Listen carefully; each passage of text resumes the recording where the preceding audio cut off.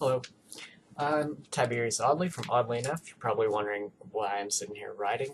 Well, I'm not. This is a fucking straw. Welcome to Oddly Enough.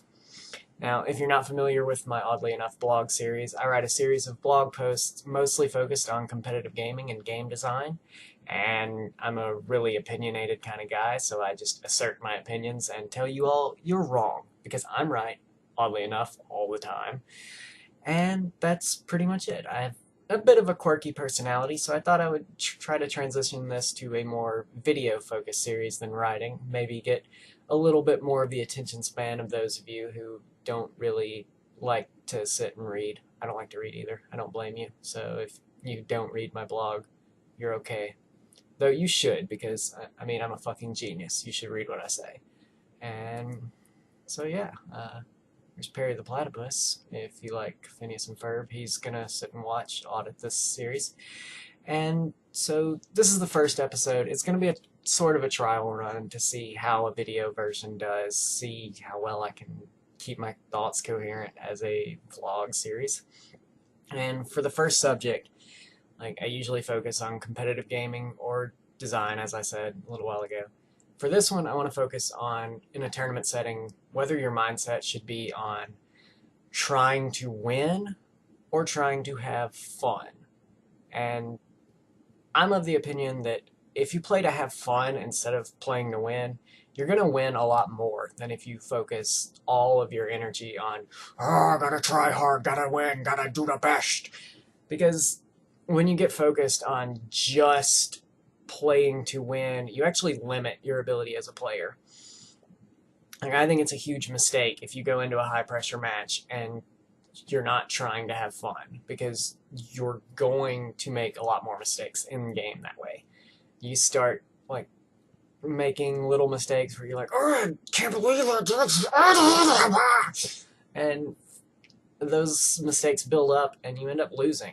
And I'd like to actually correlate it to regular sports. When you hear a coach say that a player is thinking and not reacting, like, why the fuck would somebody say that? Of course you need to think. If you're not thinking, you're going to be doing stupid plays. Well, there's this game designer named Serlan, David Serlan. He did work on some of the Street Fighter games, made a few of his own card games, and he has this article called Balancing Multiplayer Games, where he talks a lot about how, when it comes to getting balanced feedback from people, that many of the best players can't really articulate why it is they do what they do because of what he calls the mental iceberg.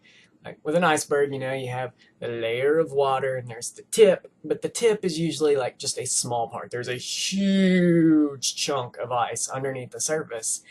And when you try to ask someone, oh, well, why did you do that? You're asking them to take specifically what's off the top of the surface and put it into those terms. And for a lot of top players, they won't be able to do that.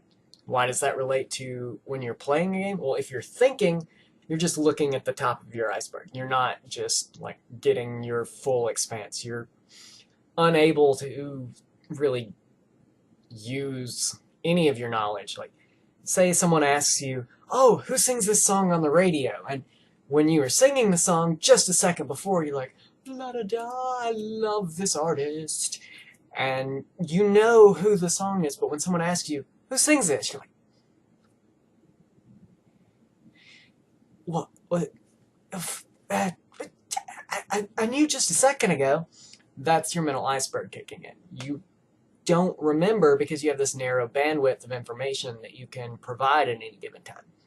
Now, if you're reacting instead of thinking, you're getting that whole bit of information, able to use it as much as you want because it's just natural. It's intuition. You're just doing what you think feels best.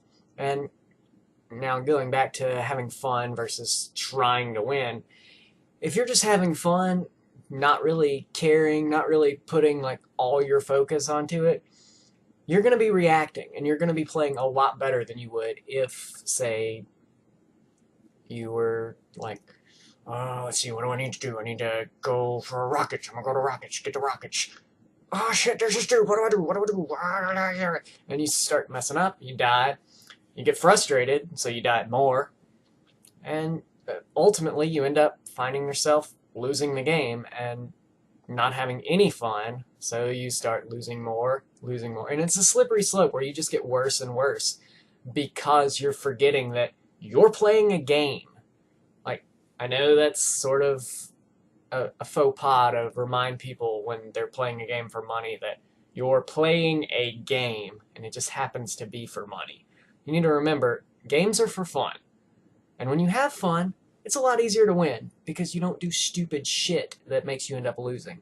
Like, you go in with a mindset of, oh, I'm gonna have fun in this game, and eventually you'll find out you are winning a lot more. And I do have some evidence to support this theory. Like, when I was coaching Turning Point at the Red Bull LAN a few years ago, there were games where Ninja and Nated would just go in with the most batshit crazy sort of attitudes, like just yelling at the monitor in a fun way, not like, oh, I fucking hate this game. They were like, hey, I got him. And they were just having so much fun playing the game, and their shots would not miss. They were in the right places at the right time. They were doing everything you could possibly do to end up winning a game. And they were winning the games really quickly, and it was some of the best Halo I had seen out of those two players. And then they would get into games where they're like, we need to win this. We can't lose to these guys. We gotta win this. Let's focus. And they would not do as well. Like, their shots were off. They would be caught in stupid situations, get baited a lot more easily because they're focused on, oh, I gotta outplay this guy. I just gotta do it. And not just doing it. And a lot of times when that happens, you get frustrated. You start yelling at the teammates, the game. Well, more specifically, you yell at your teammates, and suddenly you find yourself playing worse. They're playing worse because you're yelling at them. They're not having fun anymore either. And yeah, that pretty much all I have. Apparently I've talked for 7.5 minutes, so I'm gonna say good talk. Hopefully this turned out okay. I really hope I don't have to fucking record this again, because this is my first run, and I hope all of my volume picked up. And again, there's Perry the Platypus. He's a dick.